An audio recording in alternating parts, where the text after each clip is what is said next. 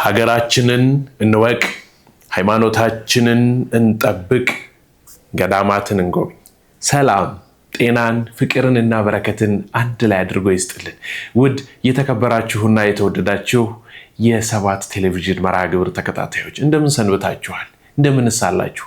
ሁሉ መልካም ነው። ከረጅም ጊዜ በኋላ ድጋሜ ተገናኘን አይደል? እንግዲህ ዛሬ አዲስ ነገር ወደ እናንተ ይዤላችሁ መጥቻለሁ። በእውነትም አዲስ ነገር ነው። ምክንያቱም በነ ቅዱሱ ጊዜ በዛግዌ ስርወ መንግስት ጊዜ የነበሩት እነ ቅዱስ ላሊበላ በ12ኛው መጨረሻ አካባቢና በ13ኛው መቶ ክፍለ ዘመን መጀመሪያ አካባቢ ያሉት እነዛ ንጉስም ቅዱስም ተብለው የተጠሩ ታላላቆቹ ሰዎች ህንፃን የሚታነጸው ከስር ወደ ላይ እንደሆነ አስክደው ከላይ ወደ ታች መስራት እንደሚቻል ያሳዩት ቅዱሳን ናቸው። ይህንን ይዤላችሁ የመጣሁት ይህንን ነገር እየነገርኳችሁ ያለሁት ስለ ቅዱስ ላሊበላ ልነግራችሁ ወይም ደግሞ ስለ ውቅር አብያተ ክርስቲያናቶቹ ላስጎበኛችሁ አይደለም። እንግዲህ በዚያ ዘመን የነበሩ አንድ ሰው ተገኝተው ኢንተርቪው ቢደረጉ አቀው ነበር እኮ ሲቆረቁር ሄድ ነበረ አፈር ሳወጣ አግዤው ነበረ ቢባሉ የሚሉ አንድ ሰው ብናገኝ እጅግ በጣም ነበር የምንረባረብባቸው። አዲስ ነገር ተገኘ ብለን ዛሬ በእኛ ምድር እኔና እናንተ ባለንበት ባሁን ይሄንን ቪዲዮ በምትሰሙበት ጊዜ አዳዲስ አብያተ ክርስቲያናቶች ልክ እንደዛ ቅዱስ እየተቆረቆሩ ወደ ታች እየተማሰ እየተሰራ ነው። አባ ገብረ መስቀል ይባላሉ፣ በህይወት አሉ። ዳግማዊ ላሊበላን የምታውቁት ታውቁታላችሁ፣ የማታውቁት ዛሬ ሙሉ ገባውን ዞሬ ላሳያችሁ ወስኛለሁ። እሱን ወደ እናንተ ሳመጣ በእውነት እጅግ በጣም በደስታ ነው።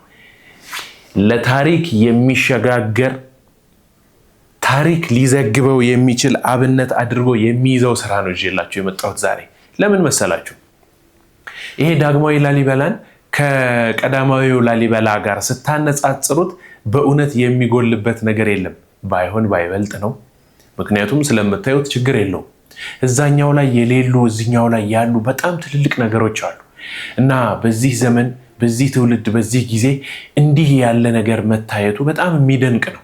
አባ ገብረ መስቀልን የሰሩትን ስራ አሳዩኝ ብያቸው በምስጢር ሰዎች የማይገቡበት ቦታ ሁሉ ገብተን ያለ ቀረጻ እንዲሁ ባይኔ ያየኋቸው ስፍራዎች አሉ። አንዱ አብያተ ክርስቲያን አንዱ ቤተክርስቲያን ተሰርቶ አልቆ ስብሐተ እግዚአብሔር እየደረሰበት ነው። እናንተ ስጋው ደሙ እየተፈተተበት በዚህ ዘመን ነው እያልኳቸው ያሉት። በዚህ አሁን ባለንበት ጊዜ የሚደንቅ እኮ ነው፣ የሚደንቅ ነው በእውነት። ሌላኛው ደግሞ እጅግ በጣም ግዙፍ እስካሁን ከሰሩት የሚበልጥ በረቂቅ በምስጢር በጣም የሚያምርና የተዋበ ደግሞ አልቋል። ጊዜውን እየጠበቁ ነው ሊያስመርቁ ሊያሳዩት። ስለዚህ እነዚህን ቪዲዮዎች ወደ እናንተ ይዤላችሁ መጥቻለሁኝ። ብትችሉ ይህንን ቪዲዮ ማየት ያለባችሁ ቁጭ ብላችሁ ነው። እንደገና ደግሞ አድማጭ ተመልካቾቼ የሰባት ቴሌቪዥን መርሃ ግብር ተከታታዮች ማድረግ ያለባችሁ በእውነት እንዲህ ያለውን በተለይ በአውሮፓ ሀገር በአረብ ሀገር በተለያየ ከኢትዮጵያ ውጭ የምትኖሩ ሰዎች ለወንድሞቻችሁ ለእህቶቻችሁ በሙሉ ሼር ልታደርጉ ይገባል። ምክንያቱም ሀገራቸው ምን ያህል እንደሆነች ሀገራችን ምን ያህል ነገር እንዳላት የሚያሳይ ነው። ይሄንን ነገር በደንብ ልብ ብላችሁ አድምጡ። ስለዚህ ሼር ልታደርጉ ይገባል። ቴንኪው ቦክስ አለ፣ በዛ ላይ ልታመሰግኑ ትችላላችሁ። በዚህ ስር የማስቀምጥላችሁ ስልክ የኔ ነው፣ እየደወላችሁ ልታገኙኝ ትችላላችሁ። ከዚያ አካባቢ የመጡ ጸበሎች አሉ፣ መውሰድ ትችላላችሁ። ምንም አይነት ክፍያ ምንም አይነት ዋጋ የላቸውም። ስለዚህ በረከቱን መሳተፍ የምትፈልጉ ሰዎች ተሳተፉ። አላብዛባችሁ። አሁን በቀጥታ ወደ ቪዲዮ እንሂድ።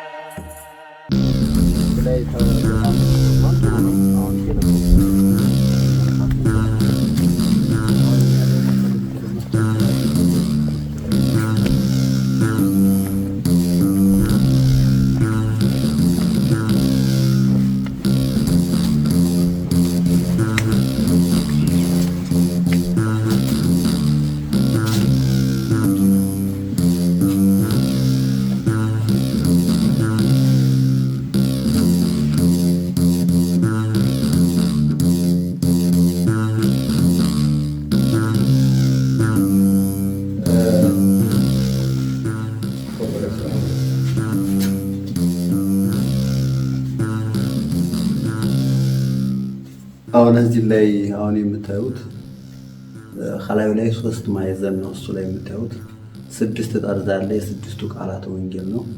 12 ቅርጾች ይታያሉ። 12 ሐዋርያት ላይኛዋ ክፍል አላት የወንጌል፣ የተኛዋ ደግሞ የኦሪት ምሳሌ ነው። ኦሪት ምሳሌ ናት፣ ወንጌል ደግሞ አማናዊት ናት። አምላካችን ሲመጣ ነቢያቶች የተናገሩትን ከዚያ አንድም እንትን ያለው ነገር የለም። ምክንያቱም አንድም ዝንፍ ያለው ነገር የለም። ምክንያቱም ምሳሌውን ባወቀ አስመስሏል፣ ትንቢቱን ደግሞ ባወቀ አናግሯል ነው። ስለዚህ የላይኛው አሁን ምንድነው? ወንጌል ነው። ከተኛው እዚያ ለምሳሌ እንድርያስ ይታያል፣ ጴጥሮስ ይታያል።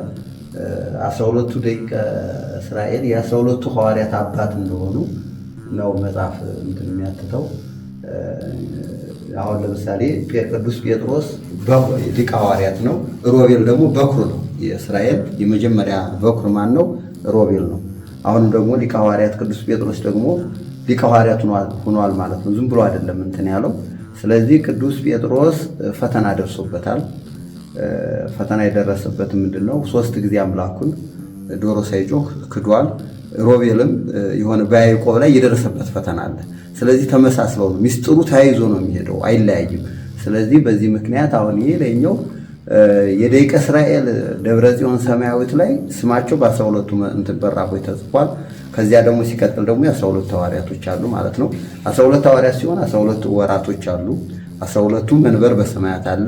የተያዘ ነው ሚስጥሩ፣ አጠቃላይ ዝም ብሎ እንትን አይደለም። እና ሚስጥሮቹ አንዱ ካንዱ ጋር የገጠመ ነገር ነው አሁን እንትን የሚለው። ስለዚህ የነዚያ ስለሆነ አጠቃላይ ዙሪያውን ተጽፈዋል። እነ በርቶሎሜዎስ ያሉት በሙሉ በየት በኩል እንዳሉ የጽሁፋቸው አሁን ይሄ ምስራቅ አለ፣ ከወደ ምዕራብ፣ ሰሜን፣ ደቡብ ከወዴት በኩል እንዳሉ ከዚያ ጭምር ነው አሁን ይሄ የተቀመጠው።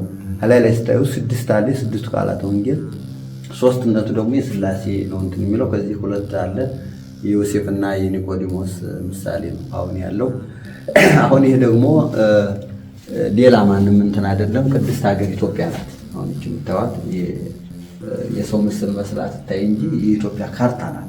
ካርታዋ ነው። ይሄ ያበሻ ቀሚስ ነው፣ እሱ ባህሏ ነው። እዚህ ላይ እጆቿን ዘርግታለች። ኢትዮጵያ ታበጽሕ እደዊሃ ሀበ እግዚአብሔር ነው እንትን የሚለው። ይሄ ካርታው የምታዩት ይሄ ሰማያዊ የሆነው ነው እንትን ያለው። ላይ አስመራ አካባቢ መስቀል አስናለች። እንግዲህ ክርስቲያን ደሴት እንደሆነች የማይካድ ነው። እስከ ጅቡቲ ድረስ ነው አሁን የተቀመጠችው ማለት ነው። እና ካርታዋ ሙሉ ነው፣ ዝም ብሎ የተቀመጠው። ክንፍ አላት፣ ክንፈ ረድኤት ነው። ድንግል ሆይ ጥላት በዝቶብኛልና አንቺ ጠብቂኝ፣ ወደ ወላዲተ አምላክ የምታቀርበው እንትን አላት። ከዚህ ላይ ደግሞ ይሄ የምታዩት አምሳለ ሲኦል። ለምሳሌ አሁን ቤተክርስቲያን የምታስቀምጥልን መንግስተ ሰማያትንም ሲኦልንም ታሳየናለች በመጽሐፍ ላይ። ምክንያቱም ይሄን ብትሰሩ መንገዳችሁ ይሄው፣ ይሄን ብታደርጉ ይሄ ቦታችሁ ይሄው፣ ጽድቅ ለሰሩት መንግስተ ሰማያትን፣ ኃጢአት ለሚሰራ ደግሞ ገሃነም እንትን እንደሚል ይሄ ጥርሶቹ እንትን ብሏል፣ አፉን ከፍቷል። አሁን ይሄ እንግዲህ ምንድነው ውስጡ ላይ ገና አሁን ተጀምሯል። ይሄ ነገረ ማርያም ነው። ወደ ውስጥ ወደ ውስጥ የምታዩት ገና በመሰራት ላይ ነው። መንጋጋው ምን ይቀራል? እዛው የምታዩት ላንቃው ነው ውስጥ ያለው። ወደ ውስጥ በጣም ጨለማ ነው የሚሆነው። ልክ የዚህኛው ቦታ ቤት እንዳለ ይሄ ነው አጠቃላይ እንትን የሚለው። ጥርሶች አሉት። የዲያብሎስ ጥርሶች ማለት ምንድነው? ክፋት፣ ተንኮል፣ ምቀኝነት፣ እነዚህ አጠቃላይ እንትን ናቸው። ስለዚህ ከዚህ ነው እንግዲህ ቅድስት እንግዲህ ሀገሪቱ እጇን የዘረጋቸው ማለት ነው አጠቃላይ የሚያሳየው ማለት ነው። እና ባጭሩ ይሄን ይመስላል። አሁን ላይ ያንተ ትንሽ አየታችን ላይ ለማያያዝ ነው። ይሄን እንደጀመረ ነው ከታይ ሌላ ቤተ መቅደስ እንትን ያለው ይሄ ላይ ያው እንትን ብለን ወደ ታያኛው እንትን ለማለት ነው። አሁን እዚህ ስርዓት ቶሎ ይሰራ ጨረስልኝ ማለት እንትን አላቸው። ግን ተያይዞ ነው ሁሉም አንድ ላይ እንትን ማለቅ የሚችለውና በአንድ ላይ ያለውን እንትን ብሎ ከታችም ከላይም ከዚያ መስመሩ እንትን ስላለ በዚህ ጉዳይ አጠቃላይ ነው ማለት ነው።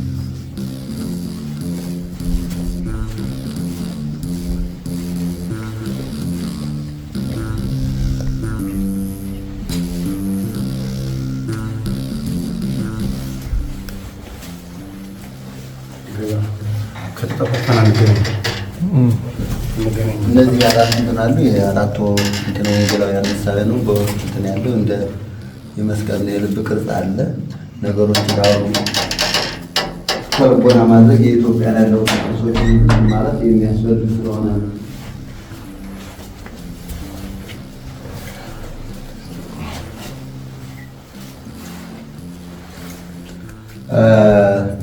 ከዚህ ላይ በትንሾች አሁን የምታዩቸው ጉንዳኖች አሉ።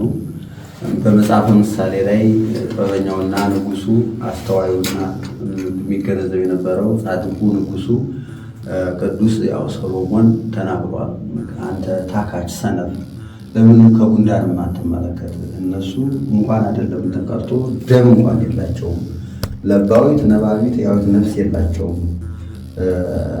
መቶ አለቃ ሻለቃ እየተባለ የተቀመጠ የላቸውም። ራሳቸውን በራሳቸው አስተዳድረው የራሳቸውን ምግባቸውን ያዘጋጃሉ። የሚነቅዘውን ይከካሉ፣ የማይነቅዘውን ዝም ብለው ያስቀምጣሉ። አንተ ታዲያ ታካች ሰነፍ ቁጭ ብለህ ነፍስህና ስጋ ሕያዊት ነባቢት ለባዊት ነፍስ ሰጥቶ ሰው ሆነህ ተፈጥረህ ለምንድን ነው ቁጭ ብለህ የምትራበው? ስለዚህ በስጋም በነፍስም አንተ ወደ ኃጢአት መግባት የለብህም፣ በስጋም መራብ የለብህም፣ በነፍስም ወደ ሲኦል መውረድ የለብህም ስለሚል እንግዲህ ጉንዳንንና ንብን መስሎ እንትን ብሏል። እንትና እዚህ እንትን ስላለ እነዚህ ናቸው እንግዲህ የተቀመጡት። አሁን እዚህ ላይ አሁን የተቀመጡ አሁን ወደፊትም አሁን እንትን የሚሉት ከመጽሐፍ ለምሳሌ ቤተክርስቲያን በልቦለድ አትሰራ፣ ልቦለድነት የላትም ከመጽሐፍ ቅዱስ መነሻዋ። ምክንያቱም መነሻዋ መድረሻዋ መጽሐፍ ቅዱስ ይሁን እንኳን አይደለም ቤተክርስቲያን ቀርቶ አንተ ስትናገር መጽሐፋዊ ይሁን።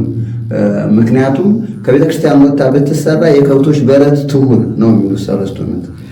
ተደፋፍሮ አንድ ሰው ከመጽሐፍ ወጥቶ ቢሄድ እሱ የከብት በረት ትሁን።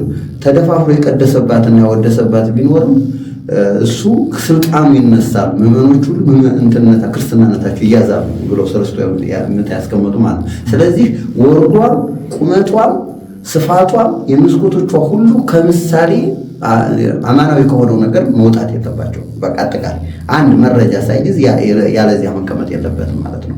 ስለዚህ አሁን ይሄ የተቀደሱ ማህበሮች አሉ። ለምሳሌ እስትንፋሰ ክርስቶስ የተናገሩ ለምሳሌ 5 የተቀደሱ ማህበር የነ ዋኖስ፣ የነ ርግብ፣ የነ በጎች፣ የነ ጉንዳን ግብረ ጉንዳን የተናካሹ ጉንዳን ሳይሆን ግብረ ጉንዳን የሚታሉ ሳይሩ እሱ ነው። እነዚህ የተቀደሱ ማህበር ክፎች ማህበር 5 ማህበር አለ የሚላቸዋል። እነሱ ደግሞ የተረገሙ ምክንያቱም በመብል የሚጣሉ እንደ ፍየል፣ ውሻ፣ እንደ ተኩላ የመሰሉ ክፎች ማህበሮች ናቸው ይላቸዋል። ስለዚህ እነዚህን አሁን ቤተክርስቲያን አሁን የምታስቀምጣቸው እነዚህ ለልጆቿ ልታስተምር አሁን እዚህ ላይ የምታዩት አረጋለ አረጉ ዝም ብሎ አይደለም ተቀምጧል። ሰው ይመጣል በቀጥታ ያይና ኢንጂነሪንጎች ምኖች የሚያዩት እንትኑን ነው ቅርሱን ነው። ስለዚህ ይጠይቃሉ። ሲጠይቁ ስለ እምነት ነው የሚነገራቸው ማለት ነው። እና ይሄ ውቅር ላይ በተለይ እንደዚህ አረጎች ናቸው መቀመጥ የሚችሉት። ወደፊት አሁን ታያችሁ ትችላላችሁ። ታች ላይ አሁን የተቀመጠው ምንድነው በሚያስገርም ሁኔታ ከአባታችን አዳም አንስቶ እስከ ኖህ ድረስ በእንስሳዎች ተመስሎ የእንስሳው ወደ ከብት የሚመለስበት እያንዳንዱ የሰው ምን እንደሆነ ነው የተቀመጠው ማለት ነው በሚገርም ሁኔታ። ስለዚህ ከዚህ ላይ አሁን ያሉት እንደዚህ ነው አጠቃላይ አረጎች ያሉት ማለት ነው። አባ ገብረ መስቀል በዚህ ስፍራ ላይ ብቻቸውን ተገኝተው ነው መቆርቆር የጀመሩት። እንዳያችሁት ከሆነ ወይም ደግሞ ቀጥለው እንደምታዩት አብረው የሚራዷቸው 2 መነኮሳቶች አሉ። እነዛ መነኮሳቶች ግን እሳቸው ሰርተው ከጨረሱ በኋላ አፈሩን ለማውጣት እየገቡ ነው እንጂ የሚራዷቸው አብረው የሚሰሩ ሰዎች አይደሉም። ምን እንደሚያደርጉ በምን እንደሚሰሩ በምስጢር ነው የምናየው አሉ። እንከታተላቸው።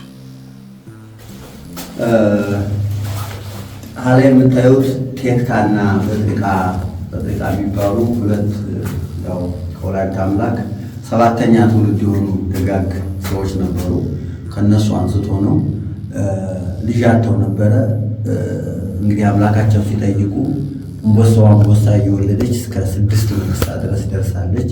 የመጨረሻው አንበሳ ደግሞ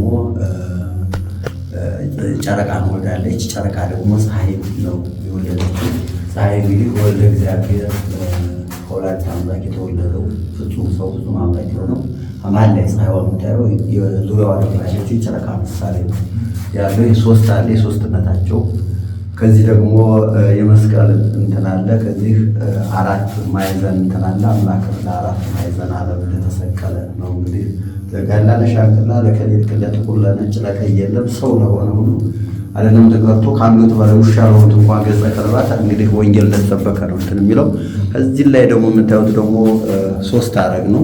አንዱ ይወርዳል፣ ይወጣል ወርዷል። እንደገና ደግሞ ተመልሶ ሲወጣ ነው የምታየው። እሱ የወልድ እግዚአብሔር ነው። ከሰማየ ሰማያት መውረዱ ከድንግል ማርያም የመውረዱ የመምጣቱ ምሳሌ ነው። እንደገና ደግሞ ተነስቶ የማረጉ ከዛ በኋላ ዓለምን አሳልፎ ሁለተኛ እንደገና የመመለሱ ወደ ክብሩ ነው እንትን የሚለው። አንዱ ደግሞ መሀል ላይ ያለው ዝም ብሎ ነው ያለው፣ እሱ ያ ምሳሌ ነው። አንዱ ደግሞ ዝቅዝቄው የሚወርድ አረግ ነው። እሱ ደግሞ አምላካችን ባረገ በ10ኛው ቀን ጰራቅሊጦስ መንፈስ ቅዱስ ወደዚህ ዓለም መጥቶ እንግዲህ ቤተክርስቲያንን ሐዋርያትን እንዳጽና ነው። ቤተክርስቲያን እንደመሰረተ ነው አሁን ያጠቃላይ እንትን የሚለው። እሱን 8 ባለ 8 እንትን አለች። እሱ በ8ኛው ሺህ 8ቱ ነፋሳት የሚባሉ አሉ። ነፋስ 12 ነው። 4ቱ ነፋሳተ ምሕረት ናቸው። 8ቱ ደግሞ ነፋሳተ መዓት ይባላሉ።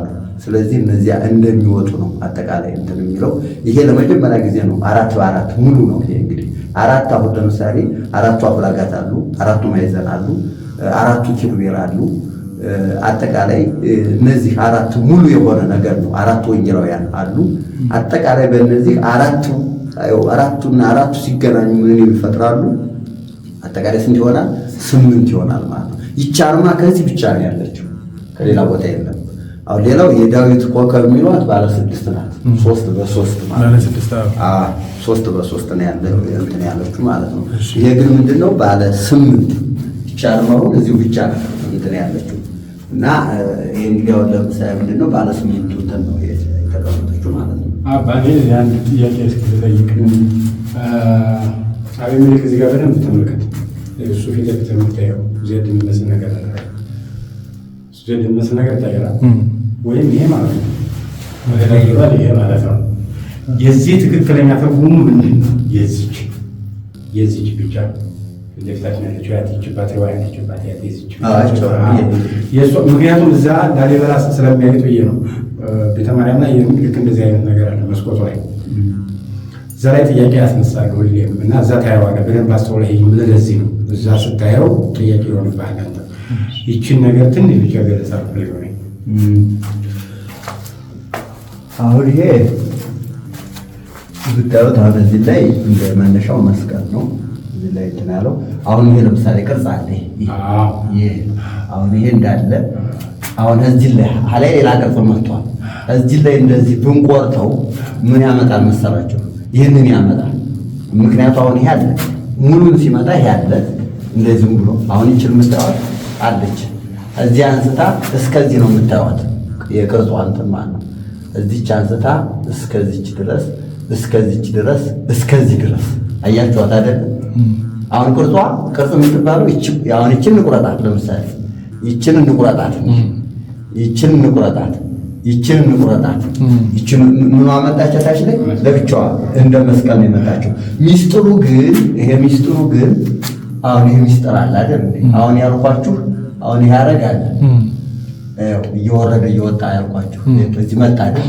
ያው ለምሳሌ ከዚህ ተነሳ እንዴት ይወርዳል ይወጣል። ከዚህ መጣ አይደል? ቀጠለ። ያያችሁት ነው አይደል? እንደዚህ እያለ ነው የሚቀጥለው በሙሉ። ይሄ የመውረዱ የመውጣቱ ምንድነው? ከሰማያ ሰማያት የመውረዱ የመምጣቱ ወደዚህ ዓለም። ከዛ በኋላ ከድንግል ማርያም ሰው መሆኑ፣ ከዛ የማረጉ ተነስቶ የማረጉ፣ ከዛ ደግሞ ዓለምን ለማሳለፍ የመምጣቱ፣ እዛ ዓለምን አሳልፎ የመመለሱ ምሳሌ ነው። ይሄኛው ይቺ ደግሞ አንዷ 3ኛው አረጋች ተዋታላችሁ እንዲህ ብላ ዝግዝቅ ነው የምትወደው ደግሞ ይቺ ይቺ ብላ ወረደች መጣች አይደል? ይቺ ደግሞ የመንፈስ ቅዱስ ነው። መንፈስ ቅዱስ እንግዲህ አምላክ ባረገ ወደዚህ ዓለም ደግሞ በ10ኛው ቀን የመምጣቱ ማለት ነው። ይሄኛው ደግሞ አንዱ ዝም ብሎ የተቀመጠ ተወታላችሁ አይደል? ያ ምሳሌ ወዚህ ታዋታላችሁ አይደል? ሐምሃል ላይ ሁሉም እንደሆነ እዚህ ላይ ነው ሰርቷል። አይታዩትም? ቅርጹ እዚህ ይሄም ሲወጣም ያንኑ ቅርጽ ነው ያመጣው። ይሄ ያው እንትን ያወጣበት እንጂ ያንኑ ነው። አሁን ለምሳሌ ይሄ እዚህ ላይ ተቋረጠ አይደል? ይቼቱ አይደል? እዚህ ሲቋረጥ ነው። ምክንያቱም አረግ የሆነ ነገር እንትን ሲል ይቆረጣል። አሁን የሆነ አረገዳችሁ ዳር ላይ ስትደርሱ ምን ያመጣል መሰላችሁ? የመቆረጥ እንትን አለ፣ ይቋረጣል። አሁን ይሄ መጣ ዝግዝግ ብንቀጥል ይቀጥላል አረጉ። እዚህ ላይ ግን ሲቋረጥ ግን የዚህን አይነት እንትን ይመጣል። ስለዚህ እነዚህ አይነቶች ላይ ብዙ ጊዜ ጥያቄዎች አሉ። ግን እዚህም ብቻ ሳይሆን እንትና ይምርሃነ ክርስቶስ አሁን ኢብራሂም እናገራለሁ። ጥያቄውን ስለምናገር ለምን እንደጠየቁም በኋላ እናገራለሁ። ከዚያች ላይ አሁን ታገኙታላችሁ ከዚያ ውስጥ ማለት ነው። ስለዚህ ምሳሌው እንዳጠቃላይ ይህንን ነው የተቀመጠው ማለት ነው። ስለዚህ አሁን ምንድነው አሁን አጠቃላይ ይሄን ምንድነው ብዙ ጊዜ ጥያቄ የምነሳው ምንድነው ይቺ ሌላ ቦታዎች ላይ ውጭ ሄደው የሆነ አርማ ያደረጉት አለ በውጭ ሀገር ስዋስቲካ የሚባል ለምሳሌ እኛ አሁን የምናየው አንደኛ ምን አለ መሰላችሁ አሁን ለምሳሌ 3 አርማን ይጠቀማሉ። 3 ከአራት የጎደለ ነው ማለት 3ን ይጠቀማሉ። 3ን ስለተጠቀሙኛ ስላሴን አንተው ማወቅ ያለበት እሱ ትክክል ልክ እንደ ሬንቦ ማለት ለምሳሌ እነሱን ይሄ ከኛ አርማ ሰርቀው ወስደው የኛ ነው ለማለት ትልቅ እንትን አላቸው። አሁን ለምሳሌ ጤፍን አስመዝግበው ተጣጣጣ የኛ 3 ሀገር ተጣጣጣ የኛ እንትን ብለው ማለት ነው። ተመልከቱ አሁን እኛ ግን ዝም ብሎ ተኝቶ ነው ያለው አይደል? ስለዚህ እንትን የለም። አሁን ስለ ጤፍ ስለሆነ ስለምን የለም ስለሌላ ስለ ዘረኝነት ስለ ቋንቋ ስለምን ነው እንጂ ከዚህ ውስጥ ገብተን አይደለም። ግን ያን ጤፍ አሁን ለምሳሌ እነሱ የኔ ነው ብሎ አንድ ግለሰብ ሲያስመዘግበው አገሪቱ ያንን የመከልከል የራሷን ማስቀረት አለባት አይደል? ነገ ከነገ በኋላ በዚያ ሰው ዝውውር ሊሆን ነው። ካስመዘገቡ በኋላ የኔ ነው ጤፉን የፈለኩት ነው የፈጠርኩት ዘር ስለሆነ እንግዲህ የኢትዮጵያን ምርት እንግዲህ ገበሬው ስንት ዓመት የቆየው እሱ ያንቀሳቅስ ነው ማለት ነው አይደል? ስለዚህ ትውልዱ መንቃት ያለበት ከኛም ሰርቀው ወሽደው የኛ ለማለት ያስገቡት ነገር አለ። የኛ ለማለት ማለት ነው። አሁን ለምሳሌ መጠየቅ ይችላል። አሁን ይሄ ምልአተ ክርስቶስ አለ ቅድም ነግሬያቸዋለሁ። ከመጽሐፍ አንድ ነገር ሳይነሳ ከአባቶች የሆነ እንትን ሳይል የሚሄድ ነገር የለም። ለምሳሌ እነዚህ ሀገሮች አርማ ያደረጉት መቼ ነው? ይምርሃ የነበረው መቼ ነው ብትሉ ባጭሩ እንትን ታገኛላችሁ። ታስታውሳለህ? ከ1000 ዓመት በፊት ላሊበላ ተሰርቷል። ከ1000 ዓመት በኋላ ይሄ ተሰርቷል። ይሄ ለመሰራቱ ማረጋገጫው ያኛው ለመሰራቱ ማረጋገጫ ይሄ ነው። አንድ ሁለተኛ ላይ ሲመጣ እናገኛለን የኢትዮጵያ ካርታ በማን ስለተሰራ? በኢትዮጵያ ነው ስለተሰራ። አየው ታዲያ ይሄ ምንድነው? ይሄንን አርማ ግልጽ አድርጎልኛል ማለት እዛ ስዋስቲካ ስላለ ስዋስቲካ ስለሆነ ሳይሆን ስዋስቲካ ነው ብለው ስለሚያምኑ ያንን እኛንን የሰራ ነው ጀርመኖች።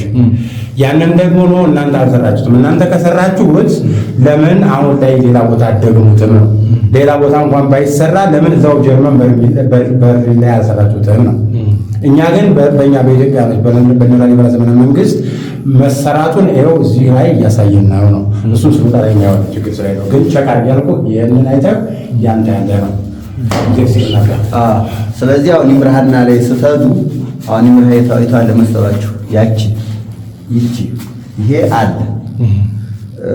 እንደገና ደግሞ ላሊበላ ላይ ቤተ ማርያም ባለ 6 ኮከብ አለች ተቀምጣለች።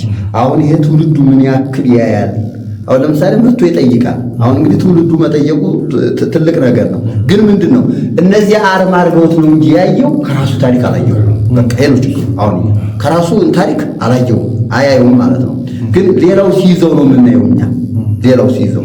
ስለዚህ ያ ከመሆኑ በፊት ይሄ የኔ ታሪክ ነው ማን ይሄንን ያዘው ብለን እኛ ተጠያቂዎች ነው መሆን ያለብን ማለት ነው በትልቁ።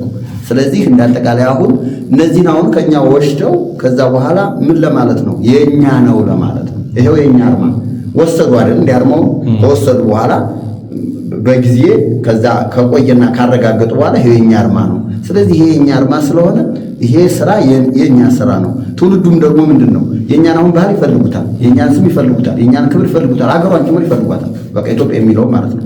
ኢትዮጵያን አሁን ስሟን ብቻ ሳይሆን አገሯን ሁሉ ወጭ ወረች የማትናውቅ ስለሆነች ይፈልጓታል። እነሱ ስለፈለጓት ታዲያ እኛ ለቀን መሄድ አለብን እንዴ? ስለዚህ ይሄንን ከየት ነው ሚስጥሩ ምንድነው? ከማን ጋር የተገናኘ ነው? አጠቃላይ ከእነዚህም ነገሮችን እኛ ራሳችን ተረድተን እንትን ማለት አለብን ማለት ነው። እሺ እኔም ትንሽ ጣል ላድርግ መሰለኝ። በ83 ለስንት ነው የሚለው? 14 ነው ጽላት ነው የሚለው በ83 ከላይ በግዝ ጽሁፍ ነገር ታይለ እኮ በ83 አልኩኝ። በ83 ለመስቀል ከዛ 10 ጽላት ነው የሚለው።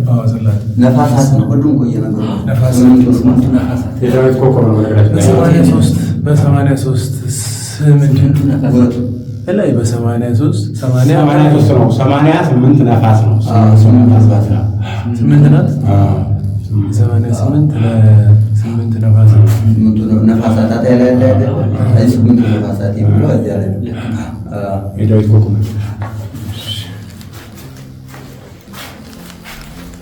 አሁን ዛሬ በኢትዮጵያ በሰሜን ወሎ የሚገኝ ነው ይህ ድንቅ ስፍራ። እጅግ በጣም የሚገርምም ነው። እኔና እናንተ ይሄ ነገር ሲከናወን በምድር ላይ ነበርን። ከቆርቋሪው ሰው ጋርም ተያይተን መስቀላቸውንም ተሳልመን ተባርከናል። አግኝተን ዳሰናቸዋል። እኔማ በእውነት ነው የምላችሁ፣ መጀመሪያ ሳገኛቸው አንድ ምስኪን ያው ማንኛውም መነኮስ እንደሚሆነው አይነት የሆነ ሰው ነበር ያገኘሁትና መነኩሴም ስላልመሰሉኝ የክህነት እጄን ነበር የሰጠኋቸውና ሸሸት አሉና መስቀላቸውን መዥረጥ አድርገው ባረኩኝ። አሃ ካህን ናቸው አልኩ። ታዲያ የሚገርማችሁ ገባን፣ ማየት ጀመርን፣ ማብራራት ጀመሩ። እናንተ ስለ ቆረቆሩት ብቻ አይደለም የሚያወሩት፣ በዓለም ስላለ ይሄ ነገር ከእስራኤል እንትን ጋር፣ ይሄ ነገር ከጀርመን እንትን ጋር፣ ይሄ እንደዚህ እያሉ የማያሳዩኝ ነገር የለም። እጅግ በጣም ነው የገረመኝ። ያንን ከዚህ ጋር አመሳጥረው እንደዚህ አድርጎ ማውራት በእውነት እጅግ በጣም ዓለማዊ ሆነን በከተማ ለምንኖር ተመራማሪ ለተባሉ ሰዎች እንኳን ይሄ ነገር የሚቻል አይመስለኝም። በዚህ ልክ ተሸምድዶ ማለት ነው። እና እጅግ በጣም የሚያስደንቅ ነገርን አይቻለሁኝ። ስለዚህ አላለቀም፣ አሁንም ትመለከታላችሁ። አሁን ለምሳሌ ጽሁፉ ከዚህ ላይ አለ፣ ከዚህም አለ። አሁን እዚያ ስንት ነው መሰላችሁ? እዚያ ላይ ይቺ ፓይናት ይቺ ፓይናት አይመስልሽ ያለሽ የፓይ ሲምቦል አይደለ? አሁን እዚህ ላይ ተወዳዳቸው አይደል? 18 አንድ ነው ምሳሌ 2008 ማለት ነው። ይሄ እንትን ያለበት 18 ስላለ ሲምቦል አለች። የፓይ ሲምቦል ናቸው። ይችን የታያታለ መሰለህ? ቤተ አማኑኤል ላሊበላ ታያታለህ። ቤተ አማኑኤል መስኮቱ ላይ ላሊበላ ነች።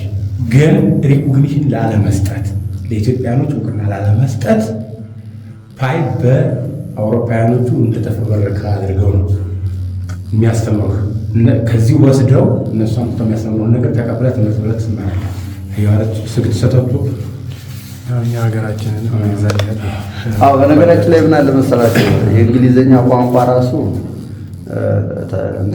ተሰርቆ ሄደው ከኢትዮጵያ ነው። ፊደሉ ራሱ ለምሳሌ እንደ ኤች የምትለው አሁን እንትና ስሙሮ አለች። እሷ እንደ የለቅርስ አላት። ለምሳሌ ደብሊው የሚለውና ሰ ይመሳሰላል፣ ኤም የሚለውና ጠ ይመሳሰላል። አጠቃላይ እነዚህ ነገሮች ተያይዘው እንትን ያሉ ናቸው በሙሉ ይመሳሰላል። እነዚህ አሁን በሙሉ የሚመሳሰሉ ነገሮች ናቸው። እንደ አንዳንድ ከቁጥር ከምን ካልሆነ በስተቀር አሁን ለምሳሌ ዜል የሚለው እንደ ከገ ተወስዶ ሌላ ጭማሬ ተወስዶበት ምክንያቱም ወስደው ከራስዋ እዚያው ላይ የሚጨመሩበት አንዳንድ ነው እንጂ ሙሉ ያልሆነ ከአንዱ እንትን ያልሆነ ነው። ስለዚህ እዚህ እንደተወሰደ ኋላ ላይ ራሱ ባጤ ቴዎድሮስ እንኳን እንግሊዝ ተሸክመው ሄደችው ታሪክ እንደሆነ የታወቀ ነው። ይሄ በቃ ምንም የለውም። አሁን እንኳን አጠቃላይ አስተዳደራዊ ግዛታዊ የሆነ ነገር ሁሉ ሲወሰድ አሁን አንዳንዴ ስለ ኢትዮጵያ ስታወሩ እንደ ጅልነት እንደምን ይመስላል። አንዳንዴ አይደል እንደ ሞኝነት። አስተዳደራዊ ምንትንም አልነበራትም እኮ እንግሊዝ። እርሷ እንደ ዛሬ እንዳሁኑ ስትባል ላይ ነበረች፣ ዘር በዘር አልግባባብ ላይ ነበረች። በየጊዜው መላጠፍቷቸው የነበረ እሳቸው ሲተላለቁ የነበሩ ናቸው አይደል። ከዛ በኋላ ነው በየሀገሩ ዙረው አስተዳደራዊ መዋቅር ከኢትዮጵያ ነው ይዘው ሄዱት። በዛን ሰዓት እና አፄ ቅዱስ ላሊበላ ንጉሱ እና ይምርሃነ ክርስቶስ ከሰማይ እንግዲህ መና እንትን ብለው አድዋ ብለው ቀድሰው ንጉስ የነበሩ ካህን የነበሩባት ነው አይደል እንዴ? እንግዲህ ተመልከቱ። በዛን ሰዓት እንግሊዝ ስትባላ ገና አሜሪካ ሳውን የትም ብላ እንትን የወጣች እንትን ስለሆነ ብዙ እንትን ባቢሎን ስለሆነ እሷ ምንም እንትን የለም እና እሺ ታያለ እሳቸው ይነግሩሃል። ስም ማለት ስላሴ ነው። ከዛ በኋላ ይነገራል። ትመጣለህ እዚህ ጋር ከመጣ በኋላ ትዞራለህ፣ ይነገራል። ዘምሱ አሁን እዚያ ምንድን ነው መጀመሪያ ለምን እንግዲህ አጋዕዝተ ዓለም ቅድስት ሥላሴ እንደፈጠሩ ነው። ከሁለቱ ደግሞ መላእክትና አዳም ነው። 22 ስነ ፍጥረት ነው የተፈጠረው። ግን ስሙን ለማመስገንና ክብሩን ለማውረስ ሁለቱ ናቸው። መላእክትና አዳም ያለው የሰው ልጆች ናቸው። ለመላእክት በዘር መራባት የለም። ለአዳም ግን 2 ሐረጎች መጥተዋል። ከሁለቱ ሐረጎች ደግሞ አቤልና ቃየል ናቸው። በአቤል ላይ ሞት መጥቷል። የቃየል ዘር ሰፍቷል። ገደለው የቃየል ዘር ተራውቷል ማለት ነው። ከዛ በኋላ በአቤል ምትክ ማን ተተክቷል? ሴት ደግሞ ኖህ ደግሞ ካምን ያፈትን ሴምን ወልዷል። ከዛ በኋላ የሴሙን ወገን ክርስቶስ መርጧል። ከዛ አዳም አብርሃም ይስሐቅ ያዕቆብ ሮቤል ጋድ ይሳኮር አሴር ንፍታሌም ዮሴፍ ብንያም ስምዖን ይሁዳ ዛብሎን ዳን ሌዊ ከነዚህ ደግሞ የይሁዳን ነገድ መርጧል። ከዚያ ከወላዲተ አምላክ ክርስቶስ ሐዋርያትን በትምህርት ተወልደዋል ማለት ነው። እኛ እንግዲህ ተዋህዶ የክርስቶስ ልጆች ነን ማለት ነው። ስለዚህ ሐዋርያቶች ደግሞ በትምህርት ሰማዕታትን ቅዱሳን አርድእትን ወልደዋል። ከዛ በኋላ ወደ ምጽአት ይቺ እንግዲህ ከኛ ደርሳለች የቅድስት ቤተክርስቲያን ማለት ነው። ምጽአት አለ። በምጽአት የሚመጣው አሁን ኢየሱስ ክርስቶስ ራሱ ሌላ አይደለም የሚመጣው። የሚመሰክረው አሁን ያዝነው ነው። የወንጌል ቃል መስካሪ ነው ራሱ ሌላ እንትን አይደለም። ፈራጁ ነው። የሰማነው ቃል የተማርነው ቃል እሱ ነው ራሱ። ማነው በቀኝ ማነው ጻድቃን ነው፣ በግራ ኃጥአን። ለጻድቃን መንግስተ ሰማያት ታያቸዋለች፣ ለኃጥአን ደግሞ ገሃነም ነው የሚለው። እዚህ ደግሞ ሁለቱ ናቸው። ቃል ወልደ እግዚአብሔር ነው የሚለው ቃል።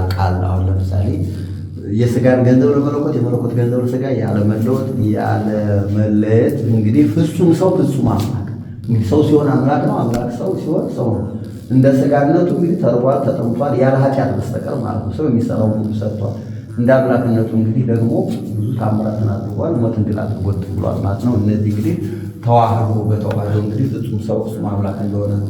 እዚህ ላይ የ12 እንትላለ 12 ሐዋርያት ነው። እዚያ ላይ ደግሞ ስም የምታወጣልኝ ሥላሴ ነው። ከሦስቱ አካል አንዱ ወልድ በልዩ አካል እንግዲህ ከሦስትነቱ ሳይለይ ሰማይ ዳግሚት ከወላዲተ አምላክ ሰማይ ዳግሚት ከተባለችው ሰው እንደሆነ መስቀል ታያቸዋል። እንደተሰቀለ እንደተቀበረ ትንሣኤ ዕርገት ሲያርግ 4 አልሆነም። ወደዚህ ዓለም ሲመጣ ደግሞ ከሦስትነቱ አልጎደለም ማለት ነው። እዚያ 7ቱ ታምራት ነው። 7 እንትናለ 7ቱ ታምራት ምሳሌ ከወዲያ ደግሞ ያለ ወዲያ 3ቱ ባለ 3 የተገናኘ ያለ ከወዲያ በኩል ያለች እንትናት ነች። እሱ የሦስትነታቸው ምሳሌ በስም በአካል በግብር 3 የሆኑ በባህሪ በለውና አንድ አምላክ እንደሆነ ነው። አጠቃላይ አሁን የሚለው ከዚያ ላይ ቅድም ያሳየኋቸው ባለ 8ቱ እንትን አለ። ድንግል ወይ እዚያ ላይ ደግሞ ሳሌ ለነቅድስት መግቢያ ያለች ዋና ያለችው ማለት ነው። እሷ የብርሃን ደጃፍ ወርሰሎ ነብዩ እንዳያት ማለት ነው። ስለዚህ አጠቃላይ እነዚህ ያሉባቸው ደግሞ ባለ 8 ላይ 8ቱን ሐሳብ ምሳሌ ቅድም ያሳየኋቸው የባለ 8 ሐረግ ነው። ጉንጉን ይባላል። ለዛው ነው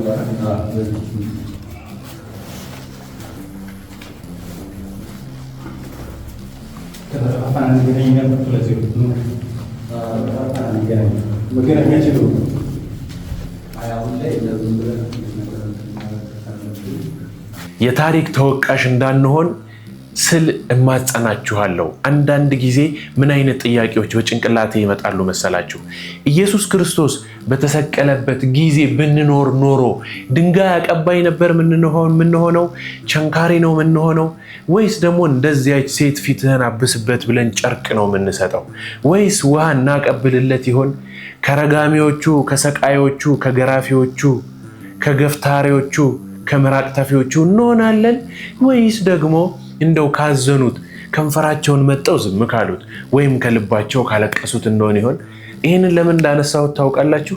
አሁን እኔና እናንተ እየተያየን ባለንበት በዚህ ዘመን ጊዜ ነው ይሄ ህንፃ የታነጸው።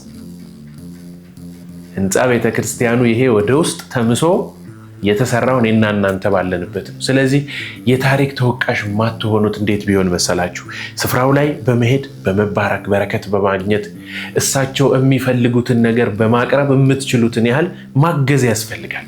እኔ እኮ ዳግማዊ ላሊበላ ሲቆረቆር አስቡት፣ ለልጅ ልጆቻችሁ እታች ላሉት እንዴ ጋሽዬ እኮ እሜቴ እኮ ላሊበላ ሲቆረቆር ዳግማዊው እኮ እንትን ገዝታ ሰጥታቸዋለች፣ ቦታውን ሄዳ እኮ አይተዋለች፣ ታውቃቸዋለች።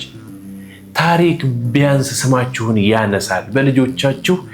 ልጆቻችሁ በእናንተ ይኮራሉ።